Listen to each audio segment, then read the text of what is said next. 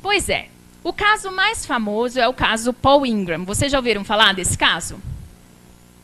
Eu, se fosse vocês, procurava na internet, porque ele é bem interessante. Resumidamente, esse caso, ele acabou chamando a atenção, tanto dos estudiosos quanto do funcionamento em geral, né, das pessoas que trabalham com entrevistas, porque o Paul Ingram, ele era um respeitável senhor na comunidade onde ele vivia. Inclusive, ele era um líder religioso nessa comunidade. E em um determinado momento na vida dele, ele é acusado pela filha dele mais velha de ter abusado dela sexualmente. E olha que coisa interessante, essa acusação vem justamente depois que ela é submetida a uma psicoterapia de 6 meses com imagens mentais e regressões à infância. Essas eram as técnicas usadas na psicoterapia da filha do Paul Ingram. O Paul Ingram, tão seriamente preocupado com o desenvolvimento das filhas, que ele tinha 2, ele diz assim: se a minha filha lembra que eu fiz isso, eu devo ter feito.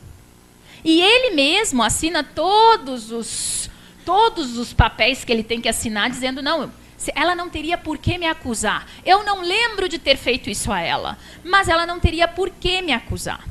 E, para agravar a situação, a filha mais nova do Paul é encaminhada para o mesmo tipo de psicoterapia e, 6 meses depois, ela também o acusa.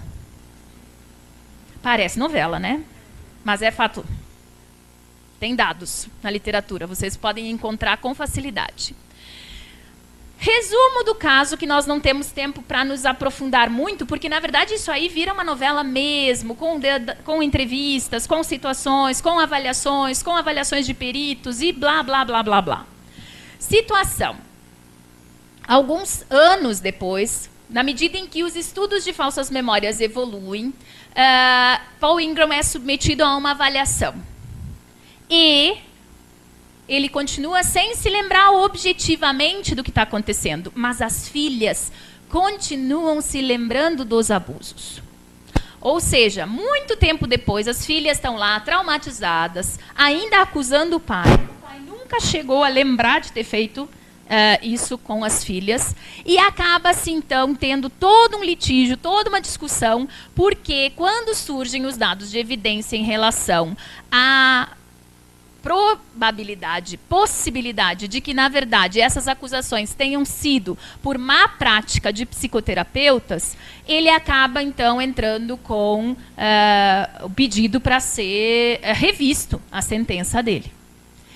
Esse caso acabou ganhando uma grande notoriedade e depois dele vieram vários. Inclusive, existem casos bem bizarros relatados na literatura. Por exemplo, situações de crianças acusando professores de escola primária, de escola de pré-escola, de atividades macabras, de coisas muito estranhas, diferentes, que realmente parece novela, parece filme. E que podem e provavelmente estejam diretamente associadas com sugestionabilidade, ou seja, a possibilidade da nossa memória de incorporar informações internas ou externas e nós passarmos a nos lembrar de situações que não foram do jeito que a gente lembra. E no caso nosso da psicologia, o mais assustador é que essas lembranças, elas vêm acompanhadas de tudo que uma memória verdadeira vem.